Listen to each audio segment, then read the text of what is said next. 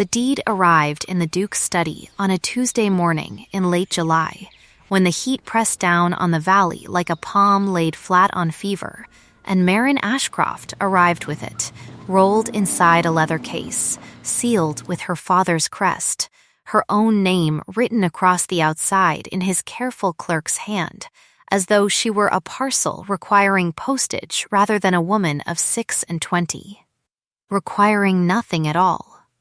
She did not look at the case.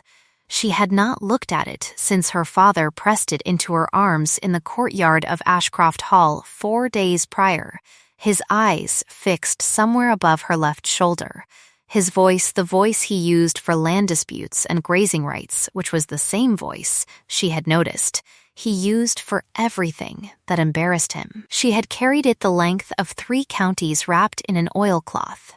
She set it on the edge of the Duke's desk without ceremony, the way one sets down a thing one intends to walk away from. She did not yet know that she would not walk away from it. She did not know then what burning something costs when the smoke carries the only copy. Had she known, she would have set it down all the same, because Marin Ashcroft had been making necessary decisions at personal cost since she was 14 years old, and habit is a powerful education. The Duke of Varn had his back to her when she entered. He was standing at the window that faced the North Ridge, the ridge that had been the center of the border feud between House Ashcroft and House Varn for 60 years, through 3 generations of men who preferred quarreling to surveying, and he was looking at it the way a man looks at a scar, with knowledge, not anger. He was taller than she had expected. The dispatch her father had sent, 3 weeks before, described him as severe. It was not the word she would have chosen. Carved, she thought.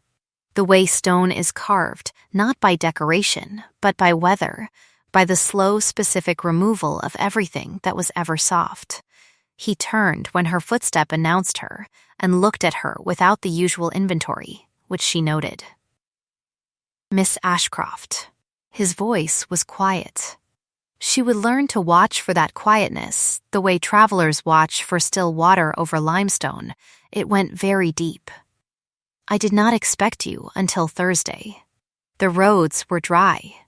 She folded her hands. I have brought my father's document. His gaze moved to the leather case on his desk, and then back to her face without expression. I know what it contains. Then you will know, she said, that I have not read it. A pause. Not the uncomfortable kind, the kind that meant he was choosing his next sentence with care, the way a surgeon chooses an instrument. Why not? Because it does not matter what it says. She held his gaze. I am here. That is the whole of my father's terms. What your terms are is a separate question, and I would rather know yours from your mouth than from his handwriting. Something shifted in the region of his eyes. Not warmth, not yet. The country before warmth, which is attention. He pulled the case across the desk, broke the seal without drama, and unrolled the document. She watched him read it. He read it twice. She counted the seconds because counting steadied her, a habit she had from her mother, who had steadied herself by counting everything available, stitches, stars, the tiles on the dairy floor. She had reached 140 when he set the document down, crossed to the grate, and fed it to the fire. She stood very still, watching the seal blister and blacken and curl. He watched her watch it. That, she said at last, was the only copy. Yes, my father will be furious. Your father, the Duke said, his voice perfectly level, agreed to transfer a living person as though she were a water right. He will manage his fury privately, or I will explain, at some length, why courts take a dim view of such agreements in writing. He turned from the grate. The light through the north window cut across the planes of his face. You are not a deed, Miss Ashcroft. You will not be treated as one in this house. The fire crackled. A wood pigeon called from somewhere in the elms outside and went unanswered. "Then what?" she said. "Am I?" He was quiet for a moment longer than comfort recommended. There was a scar along his left jaw, thin and old, the kind left not by a blade, but by a fall. She filed it and did not remark on it. "At present," he said, "you are a guest. Beyond that, nothing has been decided. Nothing will be decided without your willing agreement. That is the only term I keep from your father's document." She studied him. She had a gift for reading faces, her mother's other bequest, the one that was actually useful. His face said he meant it. His face also said he was waiting for her to decide whether to believe him, and that her answer mattered to him more than he was prepared to announce. She was not ready to say what that told her. She filed it with the scar. "Very well," she said. "I will stay, for the present. On one condition." His chin lifted a degree. "Name it. You do not pretend the feud does not exist. You do not manage me into gratitude for my own confinement. When you mean to do something that touches my life, you tell me first, and you tell me plainly." She held his eyes. "I have been managed into gratitude before. I do not enjoy the sensation." The Duke looked at her for a long moment. Then he said, "I have no gift for pretending, Miss Ashcroft. You will find that both a recommendation and a deficiency." It was not a yes. It was a better thing than a yes. It was a true statement. She recognized the species. They ate supper that evening in a dining room that could have seated 40 and sat only 2. His steward, a man named Callum Bryce, brought the dishes in with the efficient silence of a man who had been performing this service for 20 years and had opinions about the seating arrangement that he kept in a very small room behind his eyes. He was compact, dark-haired, immaculate, with the particular stillness of a person who has learned to take up less space than his abilities warrant. She noticed him notice her. She filed that too. In the morning, she found the Northridge survey records in the library without being told they were there. Because she had always found things in libraries by the same method, she walked slowly and let her eyes rest on spines until something answered. The survey records were leather-bound in black, misfiled under agricultural correspondence, which is where things go when someone wants them less accessible without making them invisible. She carried the 4 relevant volumes to a table by the east window and began to read. She was 3 volumes in when the Duke arrived. He stopped in the doorway. She could tell, without lifting her eyes, from the quality of the silence. "You found the surveys," he said. "They were misfiled." She turned a page. In 1784, the 3rd period survey was conducted in February, when the river was low. The boundary line they drew includes 12 acres of flood plain that belong to your family in summer and to no one in winter. My father has been farming winter crops on ground that he was technically entitled to farm and calling it theft, and so were your people when they made hay on it in summer, and so was everyone who drew a map of this situation since the year I was born. She looked up. Nobody actually cheated anyone. They were measuring the same ground at different seasons and concluding there were 2 different grounds.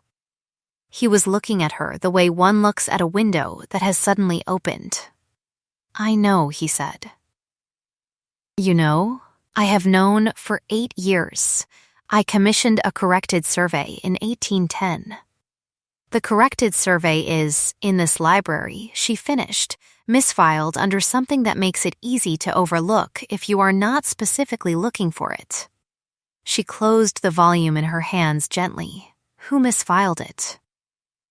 He was quiet for a beat too long. "I don't know," he said, which was, she noted, the first thing he had said to her that was not quite true. She did not say so. She set the volume down and straightened it, corner to corner. The deadline arrived in the Duke's morning correspondence 2 days later. Delivered with a note from the district land trustee, the boundary dispute must be formally settled by the autumn quarter day, now 7 weeks distant. Or the Crown would appoint an adjudicator, and both estates would bear the cost and the decision, both. She read it over his shoulder because he had not yet learned to read his correspondence in private, or had decided not to. She was not sure which. 7 weeks, she said, is sufficient, he said, if nothing goes wrong. She heard, under that sentence, a man who believed something already had. He showed her the estate records over the following week, not all of them, and not in the order she would have chosen, but enough. She learned the shape of Varn's finances, which were sound, the shape of its obligations, which were manageable, the shape of its household, which was small and loyal and quietly afraid of something she had not yet identified. The servants greeted her without hostility, which surprised her, because servants are the most reliable instrument for reading a house, and they had not yet decided she was safe. A boy named Pip, who hauled wood and had a gap where his 2 front teeth were growing in, brought her posies of late summer yarrow and set them outside her door without knocking. She left apples in the corridor where he would find them and said nothing about it to anyone, and found the Duke watching her say nothing about it with an expression she was beginning to catalogue under its real name. His steward, Bryce, was another matter.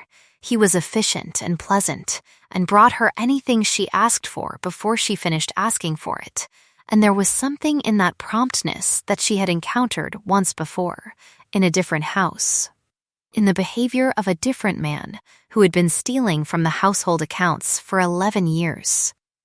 Anticipation, dressed as service. She filed it and said nothing. Not yet.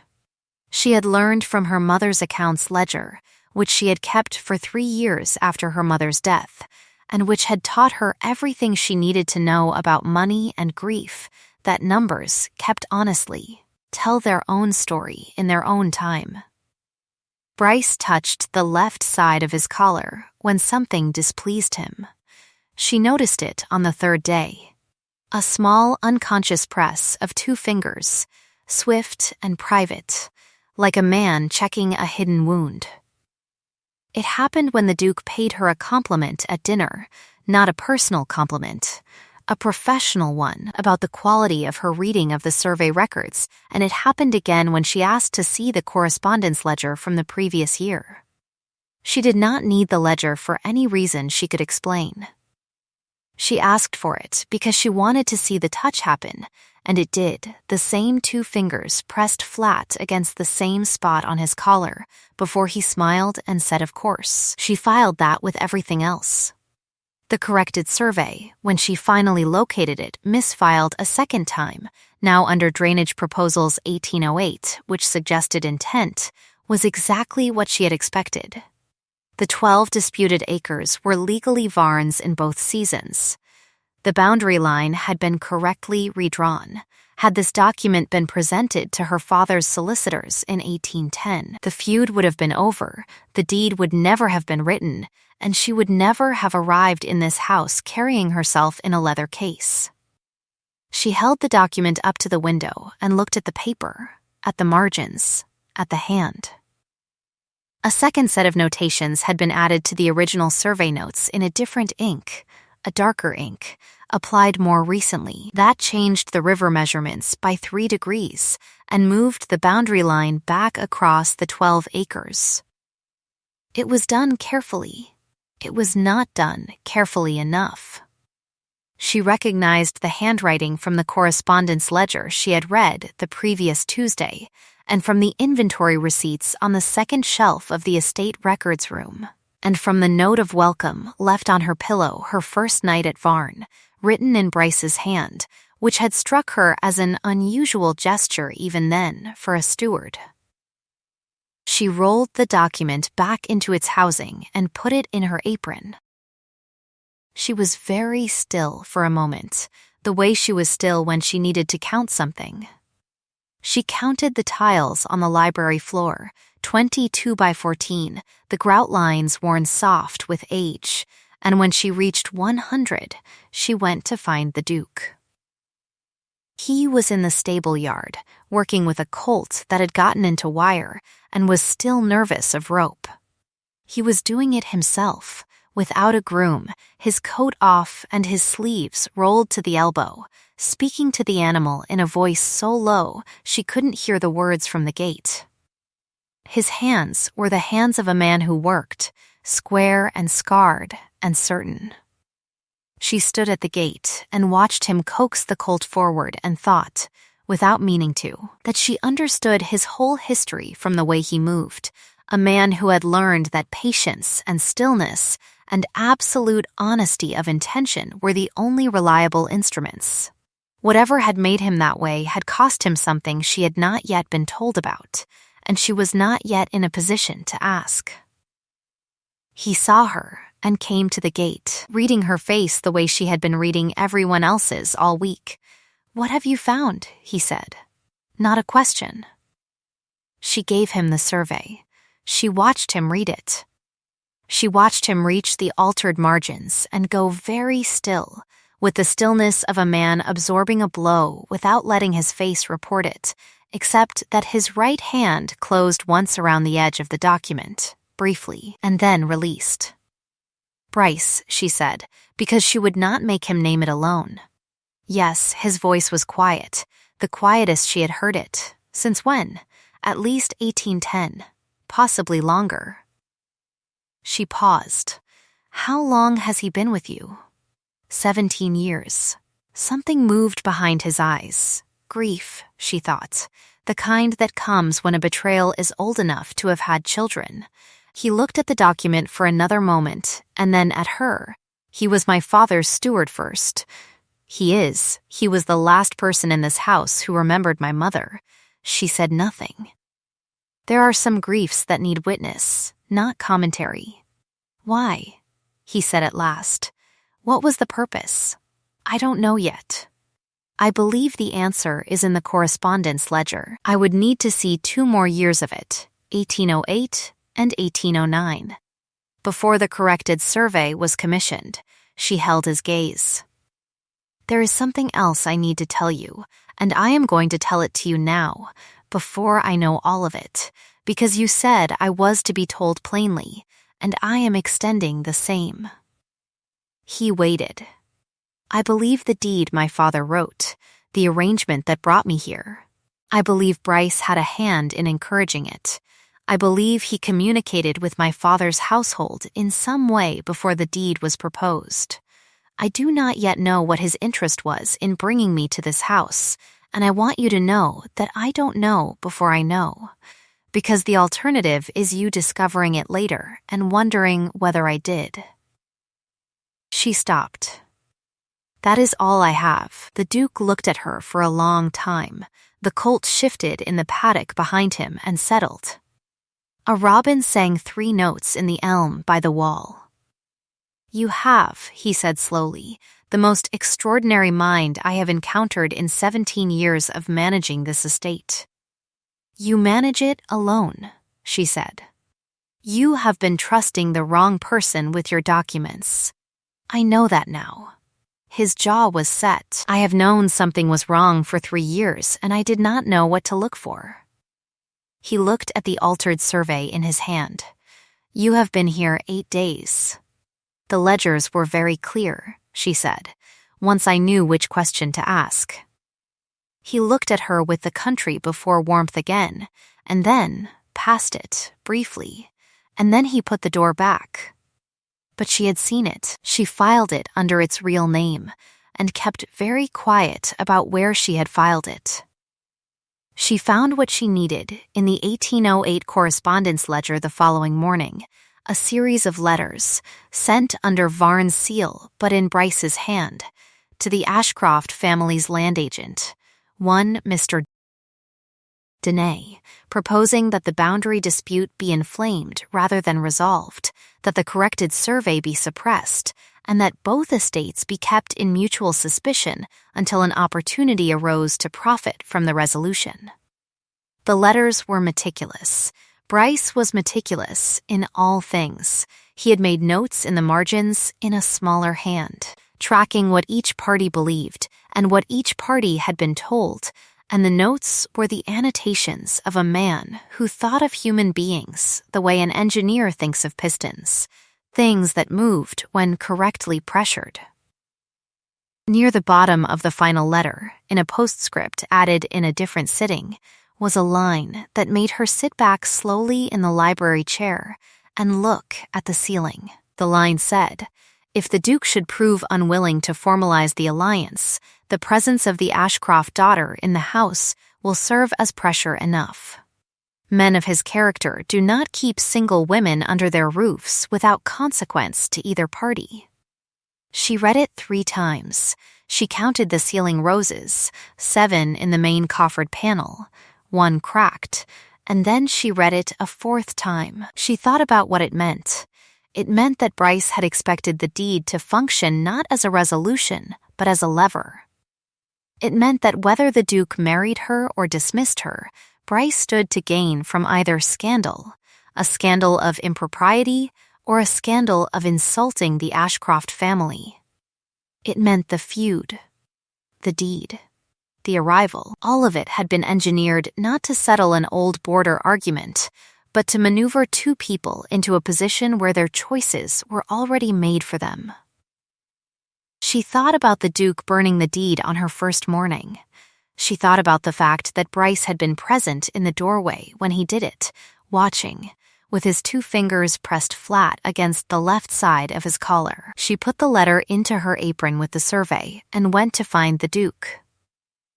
This time, he was in the estate accounts room, working at columns of figures, and he looked up when she entered with the same immediate attention, the sharpening of his whole bearing, that she had begun to notice happened only when it was her.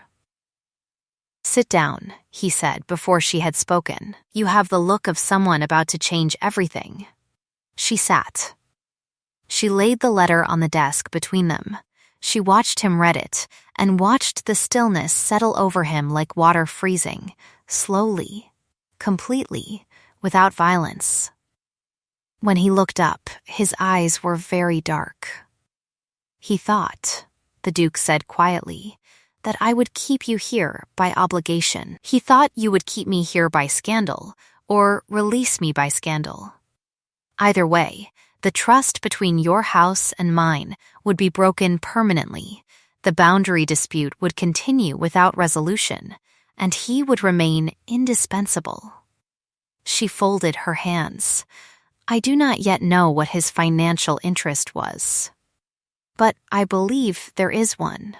The drainage correspondence from 1809 suggests a 3rd party, and I would like 2 more days with the ledgers to find it." He looked at her for a long moment. "You came to this house 8 days ago in a leather case," he said, "and you have dismantled 17 years of interference in 9. "The ledgers were honestly kept," she said. "He only altered the documents that he thought would never be compared to each other. He did not know I would look at all of them. He did not know you at all." He said it in a tone that was not a compliment, exactly, more like a statement of geological fact.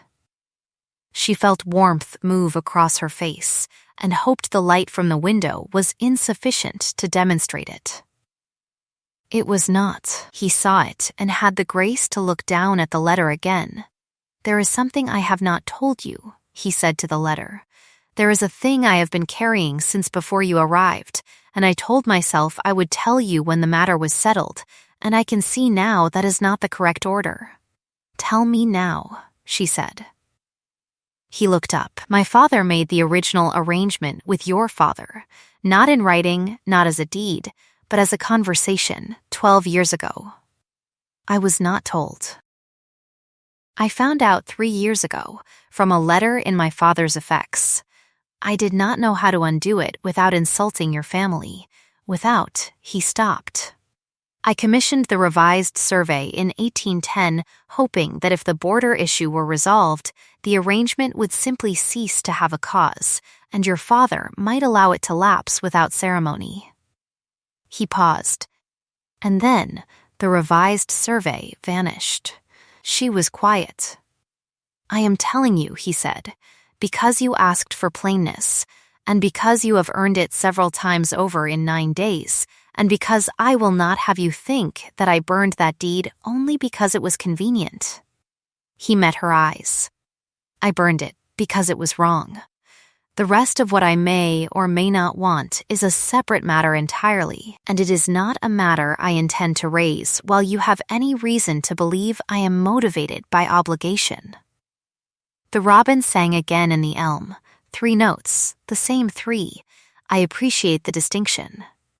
Good, he said, with the flatness of a man who has said the dangerous thing and survived it. 2 more days with the ledgers. Then we will know what we are actually dealing with. She nodded and stood. At the door, she paused. The drainage correspondence from 1809, she said, without turning. The third party's name begins with H. I think it is a solicitor. She heard him set the letter down. She heard him almost speak. She walked back to the library before he could. The midpoint blow came at 9:30 on a Tuesday evening. When Callum Bryce brought the post supper tray to the library where she was working and set it down with his customary correctness and said mildly that it must be a great comfort to Miss Ashcroft, having the Duke's confidence so completely. She looked up. One hears things, Bryce said, in the gentle, interested voice of a man sharing pleasant gossip, in a house like this. One cannot help it. He poured the tea. His hands were perfectly steady. I had a letter from your father's land agent this morning. Mr. Dene, he is a very diligent correspondent. He was asking after your welfare. He set the cup down near her elbow. He mentioned that your father's entail has become somewhat troubled of late. The Ashcroft Hall North parcel, not the disputed parcel. The other one apparently carries a mortgage that was not fully disclosed in the original deed of arrangement. Your father, it seems, counted rather heavily on the alliance being formalized in order to clear it. He smiled warmly at the middle distance. I mention it only because I know you value plainness. Thank you, she said. Pleasantly, he withdrew. She sat with the teacup she did not drink and looked at the correspondence she was no longer reading and understood the shape of it. The mortgage was real. She had known about it from her father's accounts, had known her father was managing a shortfall, had known, without knowing, she knew that part of his willingness to send her here was not only obligation to an old arrangement, but arithmetic. If she was settled here, formally, legally, the North Parcel's mortgage became, in practical terms, Varn's problem. Bryce knew this. Bryce was using it to reposition the meaning of everything she had done in the past 9 days, not a woman of independent competence building a fair arrangement, but a woman with a concealed financial motive, embedding herself by usefulness, working toward a formal position she needed rather than chose. She saw how it would look. She saw how it would feel to the Duke, whose specific wound, the thing she had not yet been told about, she did not fully know, but which she suspected had something to do with trust placed wrongly, with believing someone's motives and discovering another set running underneath.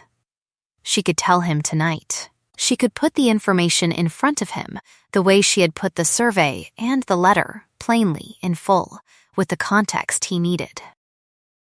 She sat with the cold tea and the library quiet around her and knew she was going to tell him, and also knew it was going to sound, in Bryce's framing, like exactly the kind of calculated preemption a woman with a financial motive would perform. And then she thought, no. She had not read the 1809 drainage correspondence yet. She had asked for 2 more days. She would take them. She spent those 2 days in the accounts room and found what she was looking for on the morning of the 2nd, in the form of a triangular correspondence between Bryce, the solicitor whose name began with H, one Hartford, of Hartford and Price, Exeter, and a land speculator named Morven, who had been quietly acquiring parcels adjacent to the disputed 12 acres for 8 years, and who stood to purchase them from Varn at a substantial price if the boundary dispute was resolved in Ashcroft's favor rather than Varn's. Bryce's share of the arrangement was detailed in a private memorandum written in his smaller hand, tucked inside the binding of the 1811 drainage ledger. She had to hold it to the window to read the figures. They were considerable. She also found in the same binding, folded once and very old, a letter from the Duke's mother to his father, written in a hand that shook, illness, she thought, or grief, about a man named Bryce, who had come to her with great kindness when she was frightened, and whom she trusted, and to whom she had confided things about the household accounts that she perhaps should not have. The letter was 22 years old. It had been kept here by someone who intended to use it, and had not yet found occasion. She held it for a moment. She thought about the grief beat in the Duke's voice when he spoke of Bryce as the last person who remembered his mother. She thought about what it would cost him to understand that the man had been working against him since before his mother died. She put all the documents together, in order, with the letter from his mother last, and she thought about what a woman named Marin Ashcroft, with a professional competence for reading hidden truths in ledgers and faces, would do next. Then Bryce appeared in the doorway of the accounts room. He looked at the documents spread on the table. He looked at her face. He touched his collar. "I think," he said, pleasantly, "that you have been very thorough, Miss Ashcroft." "I have," she said. "It would be a great pity," he said, "if the Duke were to receive, this afternoon, a very detailed letter from your father's solicitor outlining the financial terms under which you were sent here, with specific reference to the North Parcel mortgage." He held her gaze with the gentle attentiveness of a man who genuinely wishes you well and happens to have your life in his hands. "It would cast such an unfortunate light on your work here, on your motives for the work. He is not, I think, a man who recovers easily from discovering that he has been misled about something important." She looked at him.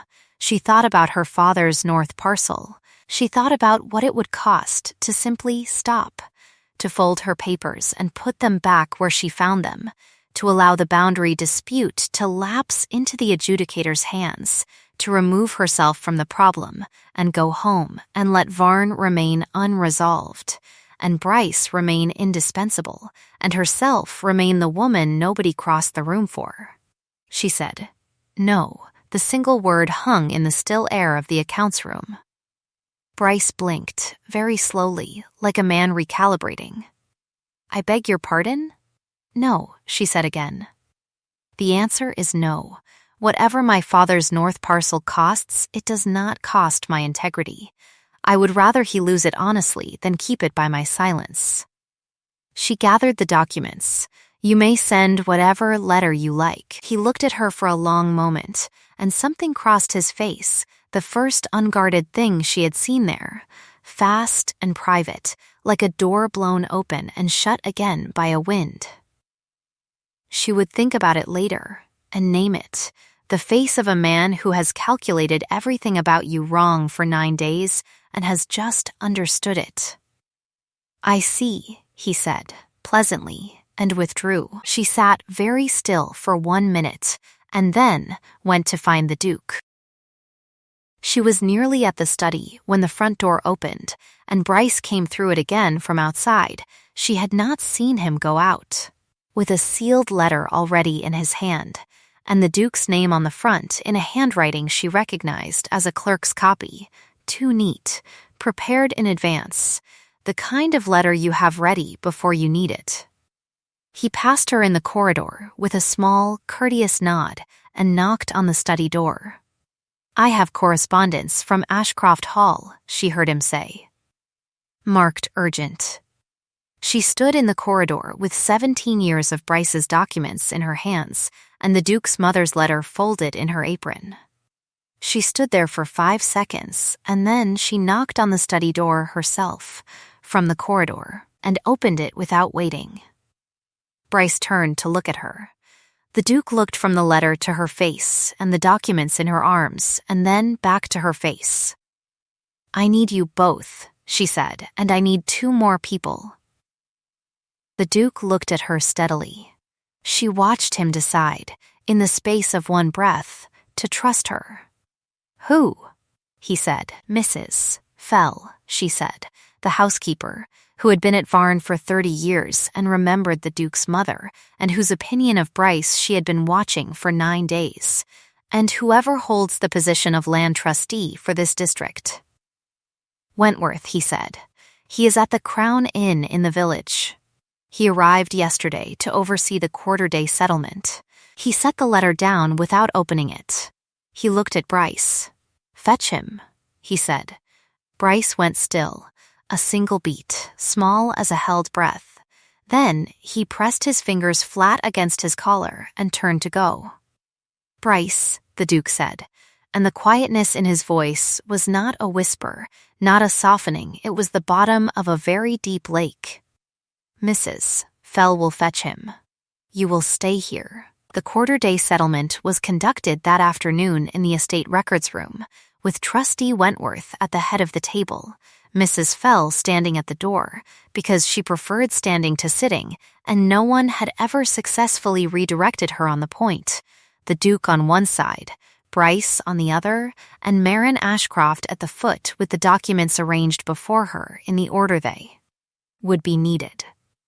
She had never run a tribunal. She had assisted her father's solicitor, twice in minor land disputes, and she had sorted her mother's contested estate through a correspondence that took 2 years and required her to become fluent in 3 types of precedent law. But she had never stood at the end of a table with all of it in her hands, and the person who had been working against her for 17 years, sitting across the table, looking at the surface. She was very still. Her hands were flat on the table. "I will begin with the original document," she said, "and work forward. Everything is in sequence." She began.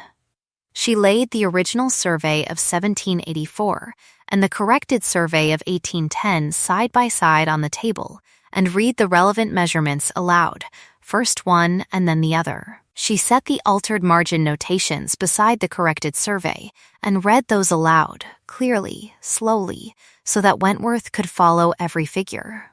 She named the discrepancy. She named the ink.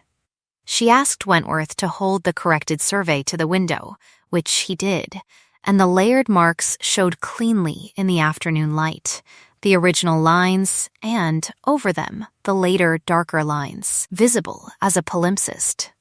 The correction was made, she said after the original notation, at a different time, in a different ink, and it moves the boundary line across the 12 disputed acres.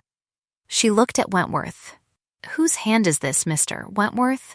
You have seen the estate correspondence. You know the hands in this house." Wentworth looked at the document for a long time.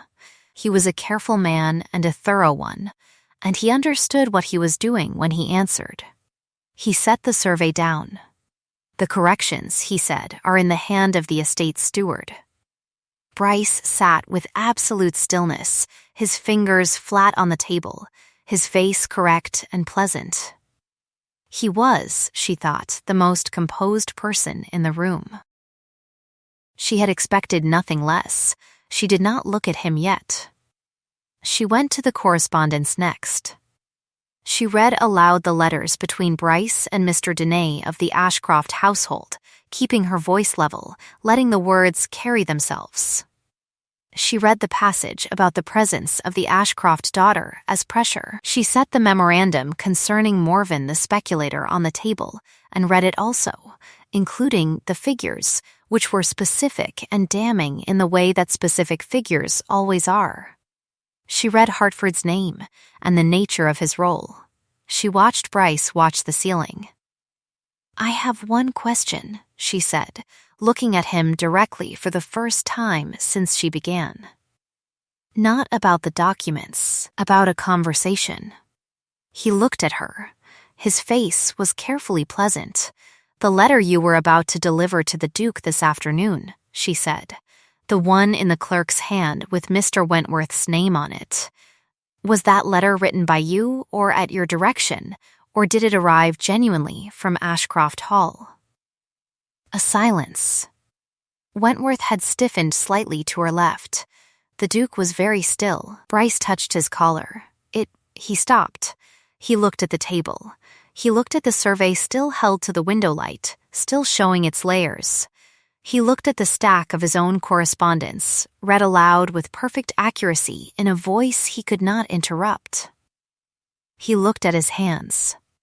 Something moved across his face that was not the pleasantness, not the calculation, not the gentle-voiced menace, something older and smaller and genuine.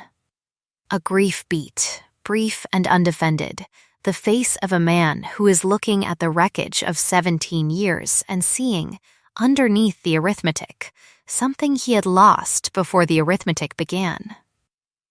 "I wrote it," he said quietly, "in anticipation of need." She said, without heat, and with the accuracy of a woman who has counted to 400 in the past 9 days and knows what she has found, "You have been in this house since before the Duke's mother died. You knew her. She trusted you. And she told you things, and you used the access her trust gave you to build arrangements that worked against her family, and you have done it for 17 years since her death. Every year of which he has managed this estate believing you were on the side of it." She looked at Wentworth. "I am not," she said, "going to tell you what you have cost him. I think you know." She looked at Wentworth. "All of this is available for your examination. The originals are intact. I have touched nothing except to unfold and read." Wentworth picked up the corrected survey. He put it down. He put his hands on the table. "The boundary," he said to the Duke, "falls as the 1810 document indicates. The 12 acres are Varnes in all seasons. The dispute is resolved as of the quarter day."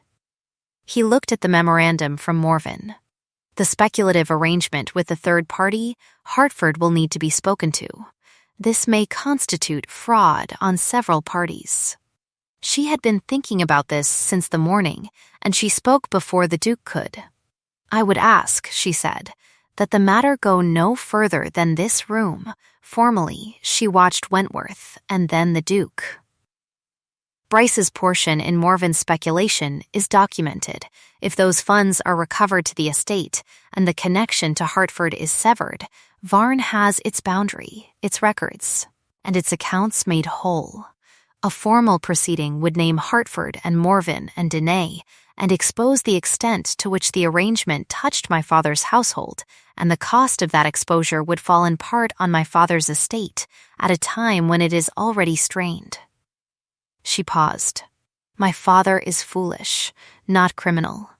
He does not deserve the fallout."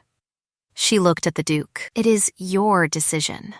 He had been watching her for the last 5 minutes with an expression she had not yet filed because she had not yet finished it. He looked at Bryce. "You will give me an accounting," he said, quietly, "of everything Morven paid you.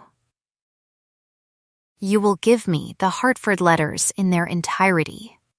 You will send a letter, today, that I will dictate, releasing the speculative claim and instructing Morven to close his interest." A pause. "And then you will go. You will have a pension, not the one you earned here, which I would not give you on principle, but the one I am choosing to give you because you loved my mother, and she loved you, and somewhere in 17 years of making yourself indispensable, you stopped being the person she trusted, and I don't believe that was easy." His voice was still quiet. It had not changed in pitch or heat at any point. "Where you go is your own business. I will not pursue you legally. I am not giving you this because you have earned it. I am giving it because it is right, and because extending it costs me less than the alternative and benefits us both, and those are the only grounds on which I am extending it. I want you to understand that clearly." Bryce sat with his hands on the table. His face had the look of a man who has heard something he was not prepared for. "I do," he said, and his voice was finally, plainly what it was, old and tired and sorry in the way that does not ask for forgiveness. He went to write the Hartford letter. Mrs. Fell followed him at a distance because she had her own understanding of supervision, and nobody had ever successfully redirected her on that point either. Wentworth gathered the documents in their sequence and sealed them under his own mark for the record. He shook the Duke's hand, and hers, and said, "Before he left, I have been administering land trusts in this district for 23 years. I have never seen a private reckoning as tidy as this one." He looked at her. "Your family's north parcel, Miss Ashcroft. The mortgage. I will want the figures, if you can send them." She looked at him carefully. "Why?" "Because," he said, dryly, "if the funds Morven paid your father's land agent were passed to Danae in connection with this arrangement, there is an argument that the estate is owed a credit. I will want the figures to make the argument." He put on his hat and went. The room was very quiet. Mrs. Fell was down the corridor. The Duke was standing by the window again, the North Ridge window, the one where she had first found him. The light had moved to afternoon gold, the kind that makes stone walls look warm and the valley look like it has always been peaceful. She gathered the remaining papers and straightened them, corner to corner, on the table. "The way out," she said, to his back, "was through the middle. You said something like that to me on the first morning." I filed it. He turned. "I said the middle of the room, not the feud. You said the only way past a quarrel this old is straight through it, in the light, where both parties can see what they are actually arguing about." She had not forgotten a word he said in 9 days. She suspected he had not forgotten a word of hers. I held it to the light. He came across the room and stopped at a distance that was exactly the distance of a man who has decided something and is giving her the space to disagree with it. He looked at her the way he had looked at the colt in the yard, no pretense, no management. Just the quiet intention of a man who means what he is about to say and has the patience to say it honestly. "I burned the deed," he said, "because it was wrong. I told you that. What I did not tell you that first morning is that I burned it also because the only question I was willing to consider was whether you would choose to remain. Not whether obligation required it, not whether the arrangement had already been made, whether you, of your own will, knowing you had a choice, would stay." He paused, and then I was not willing to ask the question until the other matter was resolved, because I was not willing to be the man who offers you something while you are still under any form of pressure. She looked at him for a long moment. The light moved on the floor. A robin sang outside, the same 3 notes, for the 3rd time in 9 days. "The pressure," she said, "is gone." "Yes, and the question?" He was very still, with the stillness of a man who has learned that patience and silence are the only reliable instruments. "Marry me," he said, "because you wish it. It is the only reason I will take." She looked at his hands, which were not still. One of them, the left one, was closed very slightly at his side, and she knew what it meant because she had been reading his hands for 9 days, and she knew the difference between his stillness and his held stillness. She thought about the deed burned in the grate on the first morning. She thought about the survey held to the window. She thought about the way he looked at her when she said no to Bryce, the filing away, the same motion she used on every important thing. "I have," she said slowly, "been the woman nobody crossed the room for my entire life." "I know," he said. "You have crossed several rooms. I have crossed all of them," he said, "that you were in." She looked at him a moment longer.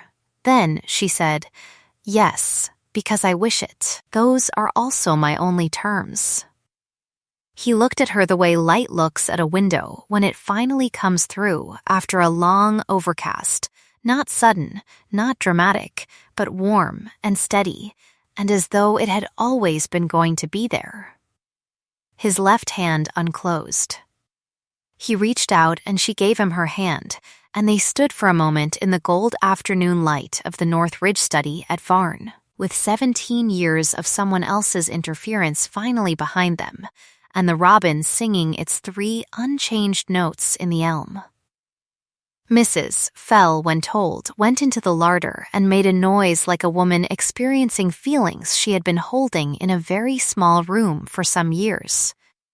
Then she came back out and said, briskly, that there was still supper to manage, and if they thought she was going to neglect it on account of everyone behaving sensibly at last, they were mistaken.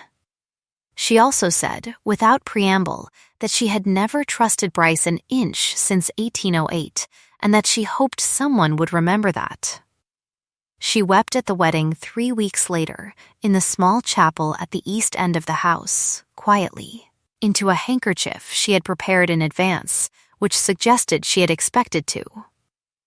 Pip, who had been given the exceptional honor of holding the rings, managed not to drop them, and afterward ran to tell the kitchen, and was given a tart for his trouble, and gave half of it to the yard dog without being asked, which told her everything she had ever needed to know about Pip. The letter from Wentworth arrived 2 weeks after the quarter day, enclosing a calculation and a bank draft. The mortgage on Ashcroft Hall's north parcel was cleared on a Wednesday in mid-autumn, which meant her father spent exactly 1 day fully informed of what Bryce had orchestrated before the debt was resolved, and spent that day at his desk writing a letter of apology that arrived after the fact, and which she read twice, and then folded into the drawer where she kept things that were imperfect and true. He came to the wedding. He looked old and somewhat chastened, and he shook the Duke's hand with both of his, and Marin watched it happen from across the room and forgave him a portion of the rest that she had not forgiven before, not because he had earned it, but because carrying the unforgiven part was tiring, and she had other things to carry now. Bryce retired to a cottage in Dorset that she did not know the location of and did not inquire after. Hartford's connection was severed by letter. Morven absorbed his losses and found other quarries. Mr. Dene retired from the Ashcroft Land Agency in the spring on account of ill health, or what he called ill health, and nobody pressed the matter. The redeemable among them were the ones she let herself think about. Wentworth, who sent a fine clock for the wedding and a brief note that said only good settlement, the young groom who had taught her which pastures the colt trusted, the village gossip who had been keeping a betting book on whether the Duke would speak to her at Easter services, and who won handsomely, and bought everyone at the Crown Inn around, which was widely considered to demonstrate good character. It was summer again when she found the Duke at the North Ridge window, early one morning before the house was up, standing in the same posture she had found him in on her first morning at Varn, coat off, hands at his sides, the valley lying green and unbothered below him. She stopped in the doorway and looked at him looking at it. A year ago, she had set a leather case on the edge of his desk and thought she would walk away from it. She walked across the room instead and stood beside him at the window, and the valley was the same valley, and the ridge was the same ridge, and the border was settled, and the survey was on file with the district trustee, and the morning light was the clear light of July, coming in at an angle, and the robin was singing 3 notes. The same 3 notes, from the elm that had not moved. He did not say anything, neither did she. They stood together and watched the light move on the valley, and the light moved on the valley without comment, the way it had done for 300 years, and would do for 300 more, for all that anyone in this small human history had found to quarrel about. He reached out and covered her hand on the sill, and she turned her hand over and held his, and that was the whole of it, old contested ground, held in common, freely, in the light. If this story settled something in you, the slow proof that patience and plainness can outlast years of careful interference, then you know what kind of fireside we keep here. We tell the stories of the overlooked and the stubborn, of deeds burned because they were wrong, and truths brought to light with witnesses present, of love that names its own terms and will not be pushed into a corner and called gratitude. Come back when you have an hour to spare and a chair you like to sit in.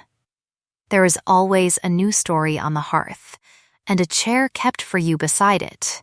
Subscribe, and I will save it. Tell me, in the comments, the moment you trusted him, was it the colt in the yard, or the deed in the fire, or the question asked plainly at the window in the morning? I would like to know. Until the next story, rest well, and be steady with the ones who kept your lamp burning while you counted the tiles and waited for the light.